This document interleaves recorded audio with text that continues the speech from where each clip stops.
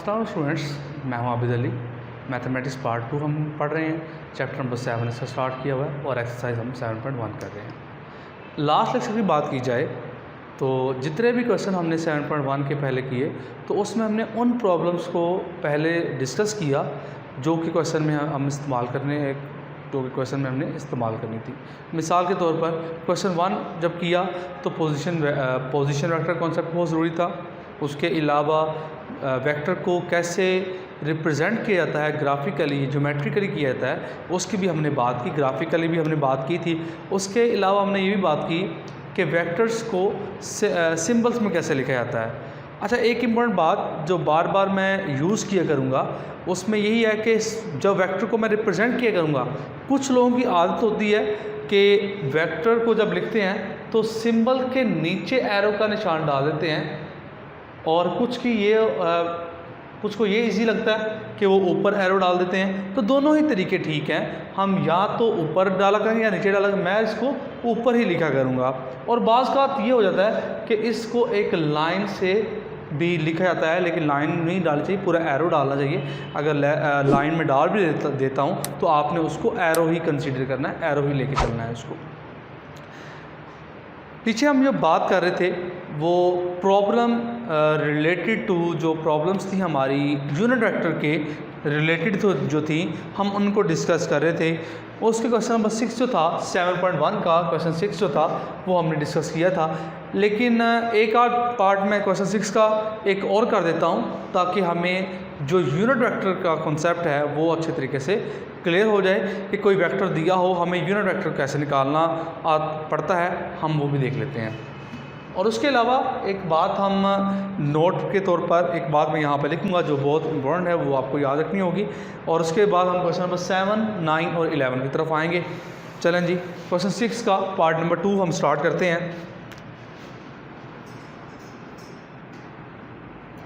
ये जो काम कर रहा हूँ ये लास्ट लेक्चर का भी काम कर रहा हूँ। अभी हम आज का लेक्चर चैप्टर क्वेश्चन नंबर 7 यहाँ से स्टार्ट करेंगे, लेकिन चलें इसको भी कर लेते हैं। तो वी वेक्टर दिया हुआ है यहाँ पर,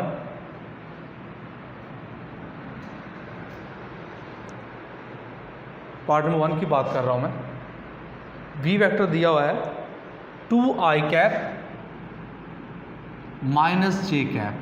आपको इसका यूनिट वेक्टर का फाइंड करना है।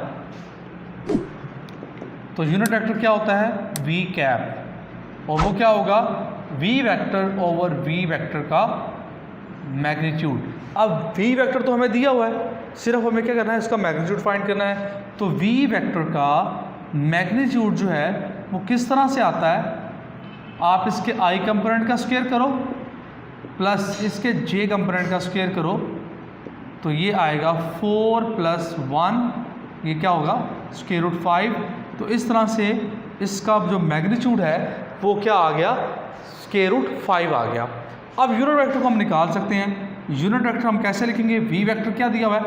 2i कैप माइनस जे कैप ओवर √5। ये यूनिट वेक्टर आ गया।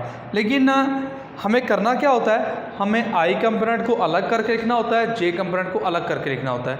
तो हम इसीलिए आई कंपोनेंट के साथ जो लिखा हुआ है उसको अलग कर लेते हैं, जे कंपोनेंट के साथ जो लिखा हुआ है उसको हम सेपरेट कर लेते हैं। तो क्या आएगा? ये आएगा 2 ओवर √5 आई कैप आएगा और माइनस 1 ओवर √5 और साथ में क्या आएगा? जे वेक्टर आएगा। और यही हमारा क्या है? रिक्वायर्ड यूनिट वेक्टर है। क्या हम इसमें से आई कंपोनेंट को सेपरेट करके लिख रहे हैं, जे कंपोनेंट को सेपरेट करके लिख रहे हैं। अब थोड़ी सी बात कर लेते हैं हम क्वेश्चन 7 की। क्वेश्चन 7 को स्टार्ट करने से पहले जो वर्ड यूज़ हो रहा है उसमें जो शेप यूज़ हो रही है वो हो रही है पैरेललोग्राम। हम पैरेललोग्राम की भी थोड़ी सी बात कर लेते हैं।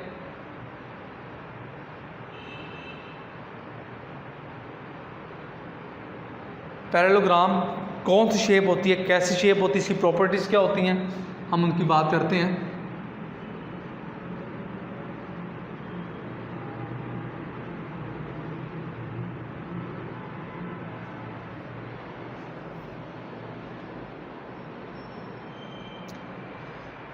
हम इसको इस तरह से भी लिख सकते हैं, या इसका दूसरा, ये जो लाइंस हम डालते हैं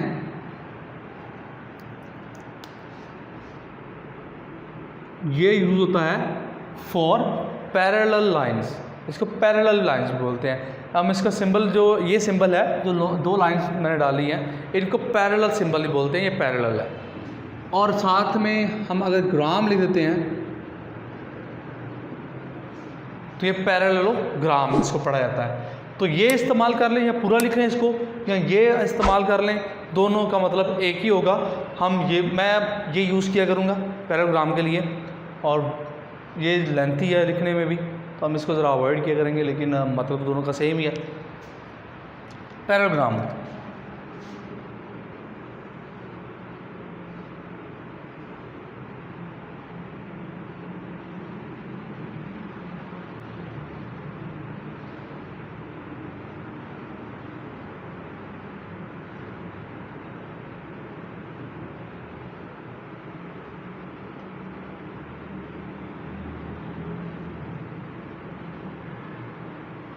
ये एक ऐसी शेप है कि जिसकी आमने सामने वाली दो जो साइड्स होती हैं वो आपस में पैरेलल होती हैं, आपस में इक्वल होती हैं।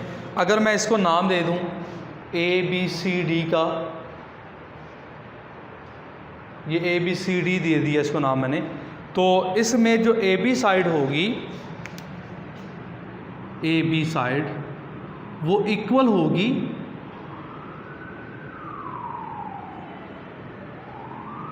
DC साइड के, इसके इक्वल होगा। इसी तरह से जो AD होगा वो इक्वल होगा BC के। यहाँ पर एक बात वो हम नोट कर रहे हैं कि जो डायरेक्शन है दोनों की सेम आ रही है। अगर आप A से B की तरफ गए हो तो D से C की तरफ जाना, ये नहीं करना कि C से D की तरफ आप चले जाएं। इसी तरह से A से D की तरफ जा रहे हो आप, तो इधर भी B से C की तरफ जाना पड़ेगा, C से B की तरफ नहीं जाएंगे, क्योंकि वो डायरेक्शन जो है वो उलट हो जाएगी। और उसमें जो वर्टिसेस होते हैं, जहाँ पर दो लाइंस, दो एजेस आपस में मिल रही होती हैं, उन पॉइंट्स को हम नाम देते हैं वर्टिसेस का। तो A भी एक वर्टेक्स है, B भी वर्टेक्स है, C भी वर्टेक्स है, और ये D भी वर्टेक्स है। तो ये सारे क्या है, वर्टिसेस हैं। अगर A वर्टेक्स को मैं C से मिला देता हूँ, तो देखिए जी, इस तरह से हम इसको अगर मिला देते हैं और इस तरह से D को B से मिला देते हैं, तो ये जो मैंने ब्लू कलर में लाइंस ड्रा की हैं, ये जो A को C से मिलाया और D को B से मिलाया, इन लाइंस को हम बोलते हैं डायगोनल लाइंस। ये डायगोनल होती हैं। पैरेललोग्राम के ये क्या होते हैं, डायगोनल्स होते हैं। और आपने बात ये याद रखनी है कि डायगोनल्स जब आप ड्रा करते हैं पैरेललोग्राम के, तो दोनों की लेंथ सेम नहीं आती। वैसे तो आमने सामने वाली साइड सेम है, लेकिन पैरेललोग्राम में जो डायगोनल्स की लेंथ है वो आपस में सेम नहीं आती। और ये दोनों डायगोनल्स हैं वो आपस में परपेंडिकुलर भी नहीं होते, मतलब कि 90 डिग्री का एंगल इनमें नहीं बन रहा होता। और इनमें कोई सी दो साइड्स अगर आप देख लें तो उनके दरमियान एंगल जो है वो 90 का नहीं बनता, जो कि रेक्टेंगल केस में बनता है। तो पैरेललोग्राम को आप इसी तरह समझ लें कि दो आमने सामने वाली साइड्स क्या होती हैं, इक्वल होती हैं। पैरेलल यूज़ फॉर डायरेक्शन, कि इनकी डायरेक्शन भी सेम होती है, और इनकी जब डायगोनल्स ड्रा किए जाते हैं और इनकी लेंथ जो होती है वो आपस में सेम नहीं होती। अब क्वेश्चन नंबर 7 जो है, ये कॉन्सेप्ट अगर हमें पता होगा पैरेललोग्राम का, तो तभी हमें कुछ समझ आएगी क्वेश्चन की भी। क्वेश्चन 7 में लिख रहा हूँ, स्टेटमेंट है इसकी,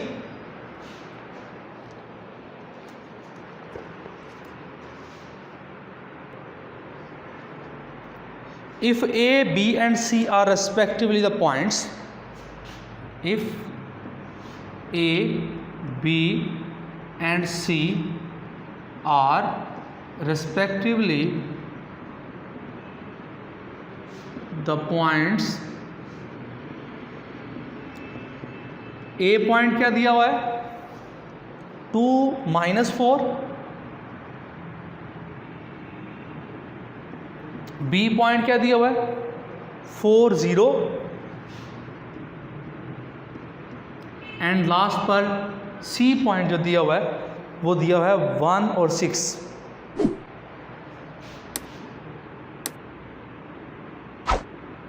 1 और 6 दिया हुआ है।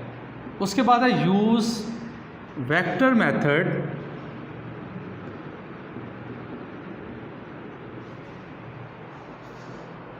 To find the coordinates of point D if first part है ABCD इज पैरेललोग्राम। सेकंड उसने कहा है कि ADBC इज पैरेललोग्राम। तो ये क्वेश्चन गिवन है। पैरेललोग्राम जब बनानी है हमें तो 4 पॉइंट्स तक बनती है। वो 3 पॉइंट्स उसने दे दिए हैं। फोर्थ वन पॉइंट जो है वो हमें कहा है उसने, फोर्थ पॉइंट के लिए कहा है कि आप इसको फाइंड करें, और उसके लिए कंडीशन क्या दी हुई है, फर्स्ट पार्ट इसका कि आप ABCD पैरेललोग्राम यूज़ करें, उसके लिए आप D पॉइंट निकालें। उसके बाद सेकंड पार्ट है कि आप ABCD की बजाय ADBC इसको पैरेललोग्राम लें और आप D पॉइंट जो है वो फाइंड करें। तो बहुत आसान सोल्यूशन है इसका। हम पहले तो डायग्राम बना लेते हैं। तो सोल्यूशन में कर रहा हूँ फर्स्ट पार्ट, तो सेकंड पार्ट भी इसी पैटर्न से होगा।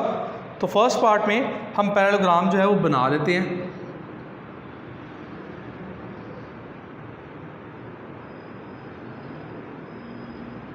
ये पैरेललोग्राम मैंने ड्रा कर लिया।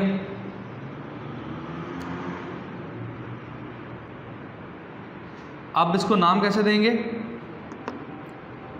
A, B, C और D, या ABCD, इस तरह से आपने एक सर्कल चक्कर मुकम्मल करना है। ABCD या इधर से ले आए ABC और D, ताकि हमें ये जो हमारी पैरेललोग्राम है ABCD उसमें पॉइंट उसी तरतीब से आए। तो ये क्योंकि पैरेललोग्राम है देन क्या होगा, because ABCD is a parallelogram। तो इसका मतलब क्या हुआ कि अच्छा जो M डालते हैं कि लेंथ के लिए यूज होता है, मेजर ऑफ लेंथ AB की, AB वेक्टर किसके इक्वल होगा D C के, एंड AD जो है वो किसके इक्वल होगा, लेंथ जो है वो किसके इक्वल होगी BC के। तो यहाँ तक हमें बातें पता है। दिस इम्प्लाइज AB वेक्टर जो होगा वो किसके इक्वल होगा, DC के होगा, एंड AD वेक्टर जो होगा वो किसके इक्वल होगा, BC के होगा। आप इसको इस तरह से भी लिख सकते हैं, ये नंबर 1 कह दिया, ये नंबर 2 कह दिया। अब D जो पॉइंट हमें फाइंड करना है उसको हम लेट कर लेते हैं कि D पॉइंट जो है उसका X कंपोनेंट और Y कंपोनेंट, जिस तरह से ये पॉइंट दिए हैं, इसका X कंपोनेंट 2 है, Y कंपोनेंट -4 है, X कंपोनेंट 4 है, Y कंपोनेंट 0 है। तो इस तरह से D का भी कोई ना कोई X कंपोनेंट होगा, Y कंपोनेंट होगा। हम उस पॉइंट को लेट कर लेते हैं। हम कहते हैं let DXY is the required point. ये रिक्वायर्ड पॉइंट है हमारा। तो इसका पोजीशन वेक्टर, A का पोजीशन वेक्टर क्या होगा OA, B का OB, और C का OC और D का OD। और हमने ये भी बात की थी कि OA लिख लें या स्मॉल a लिख लें, एक ही बात होती है। तो AB वेक्टर अगर फाइंड करना है तो वो कैसे आएगा, वो आएगा OB माइनस OA, मतलब कि B vector minus A vector. और ये हमें बनाने भी आते हैं। तो कैसे जी, B क्या दिया हुआ है, चलें ये भी बना लेते हैं हम। इसी तरह से DC जो है वो किसके इक्वल होगा, वो इक्वल होगा OC माइनस OD। इसी तरह से जो ए डी होगा, वो होगा ओ डी माइनस ओ ए, और लास्ट पे बी सी जो होगा वो होगा ओ सी माइनस ओ बी। इसको नंबर 1 कहते हैं, इसको नंबर 2 कहते हैं, इसको नंबर 3 कहते हैं, इसको नंबर 4 कहते हैं। अब ओ बी किसके इक्वल है? इसको हम क्या लिख सकते हैं? स्मॉल बी भी लिख सकते हैं। ओ बी ये है 4i कैप, जे कैप इसका है ही नहीं, छोड़ दे इसको। ओ ए ये पॉइंट है, पहला पॉइंट, तो 2i कैप, चल तरतीब से लिख लेते हैं इसको। ओ ए वैक्टर मतलब स्मॉल ए वैक्टर, तो ये किसके इक्वल है? यह 2i cap minus 4j cap. इसी तरह से ओ बी वैक्टर जो है वो स्मॉल बी वैक्टर के इक्वल, और ये किसके इक्वल होगा? 4i cap. इसी तरह से ओ सी जो होगा वो होगा i cap plus 6j cap, और ओ डी जो होगा वो स्मॉल डी होगा, और वो होगा xi कैप प्लस y। अब इसको निकालते हैं जी, ओ ए बी कैसे आएगा? ए बी आएगा ओ बी, ये है 4i कैप। इसमें से माइनस करना होगा क्या? ए का पोजीशन वेक्टर क्या है? 2i cap minus 4j cap, 2i cap minus 4j cap, और इसको सॉल्व करेंगे तो ए बी जो आएगा वो आएगा 2i cap plus 4j cap, और इसको हम हाईलाइट कर लेते हैं, ये ए बी लेंथ निकली है। उसके बाद क्या है? डी सी कर लेते हैं जी, डी सी। उसके लिए क्या होगा? ओ सी आई कैप प्लस 6j कैप, ये ओ सी है। इसमें से माइनस करेंगे ओ डी क्या है? xi cap plus yj cap, तो ये डी सी ये क्या आएगा? ये 1 है, 1 माइनस x, और साथ में आएगा i कैप और प्लस 6 माइनस y, और साथ में क्या आएगा? j cap. तो इस तरह से ये आ गया D C.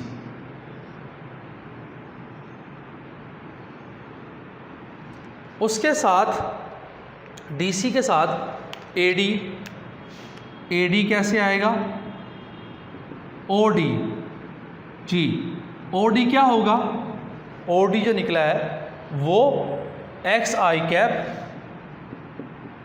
Plus yj cap, ये ओ डी है। माइनस क्या करेंगे?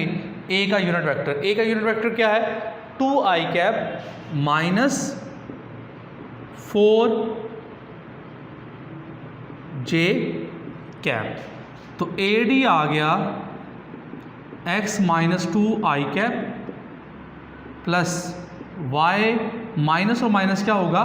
प्लस होगा, प्लस 4, और साथ में क्या आ जाएगा? j कैप आएगा, तो ये ए डी आ गया।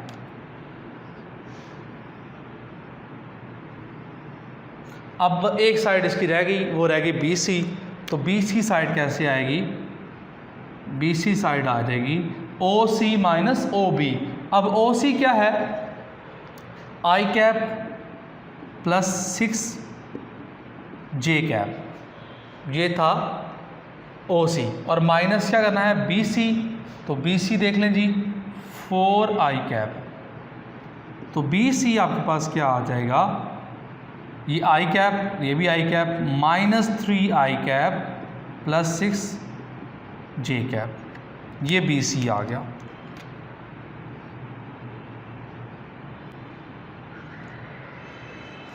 अब हम बात यूज़ करते हैं कि ये पैरेललोग्राम है,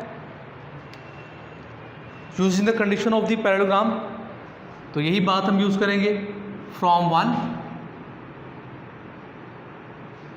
जी। 1 से हमारे पास क्या आएगा? अब ए बी इक्वल है डी सी के, यहाँ पर ए बी ये है 2i cap plus 4j cap, ये इक्वल है डी सी के। डी सी क्या है?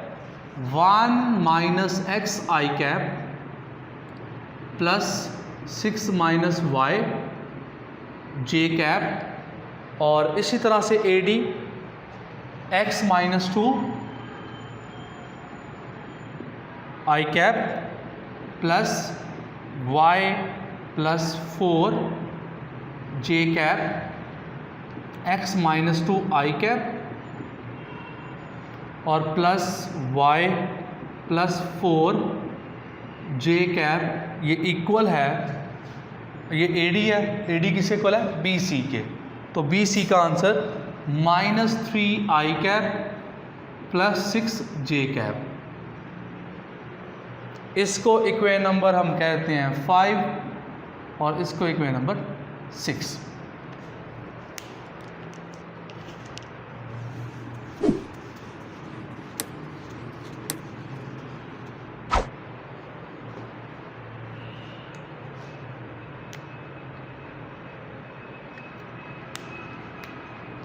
From 5 G 1 minus x it will be equal to 2, और यहाँ पर दो वेक्टर्स जो हैं वो आपस में इक्वल हैं। अगर दो वेक्टर्स आपस में इक्वल होते हैं तो इसका मतलब ये होता है कि आई कंपोनेंट आपने आई कंपोनेंट के साथ कंपेयर करना है, जे कंपोनेंट आपने जे कंपोनेंट के साथ कंपेयर करना है। तो यहाँ से क्या आएगा, 2 किसके इक्वल आएगा, 1 माइनस एक्स के। तो इसका मतलब है एक्स की वैल्यू क्या आएगी, यहाँ से एक्स इधर लेके आए ये प्लस का हो जाएगा, और 2 को उधर लेके जाएंगे माइनस का होगा, तो x will be equal to -1। तो ये एक्स का आंसर आ गया। उसके बाद क्या है, अगेन फ्रॉम 5 4 किसके इक्वल होगा, जे कंपोनेंट जे के, 6 माइनस वाई, तो वाई इधर आके प्लस का होगा, और 6 माइनस 4 तो वाई क्या आएगा 2 के इक्वल। तो हम ये कह सकते हैं कि डी जो हमारा पॉइंट है वो क्या आ गया, एक्स उसका क्या आया -1 और वाई क्या है इसका 2। तो ये हमारा डी रिक्वायर्ड पॉइंट जो है वो -1 और 2 आया। हमें सिर्फ x को कंपेयर करना पड़ा और y कंपेयर करना पड़ा। अगर इक्वेशन बनती है तो इक्वेशन को सॉल्व करना पड़ेगा, अगर इक्वेशन नहीं बनती तो डायरेक्ट आंसर आ जाते हैं, तो हम इसी को सॉल्व करेंगे। अच्छा क्लास यहाँ पर स्टूडेंट्स मैंने टॉपिक में लिखा था क्वेश्चन 7, 9 और 11 हम करेंगे, लेकिन अनफॉर्चुनेटली जो क्वेश्चन 6 था वो भी हमें करना पड़ गया, और क्वेश्चन 7 अभी तक हमने सॉल्व किया। सिर्फ ये क्वेश्चन 9 और 11 जो है वो हम नेक्स्ट क्लास में डिस्कस करेंगे। तो आज के लेक्चर में हमने सिर्फ क्वेश्चन 7 को डिस्कस किया है, उसका सिर्फ एक पार्ट डिस्कस किया है। नेक्स्ट लेक्चर जो हम स्टार्ट करेंगे उसमें हम इसके सेकंड पार्ट को डिस्कस करेंगे, और क्वेश्चन 9 और 11 जो आज मैंने लिखा था हम नेक्स्ट लेक्चर में उसको हम स्टार्ट करेंगे। तो इसमें कोई अगर पॉइंट होगा जो समझ ना आया हो आप कमेंट कर सकते हैं, हम आपको उसका आंसर देंगे। इसके अलावा वीडियो को लाइक करें, शेयर करें और चैनल को सब्सक्राइब करें। मिलते हैं जी नेक्स्ट लेक्चर के साथ। अल्लाह हाफिज़।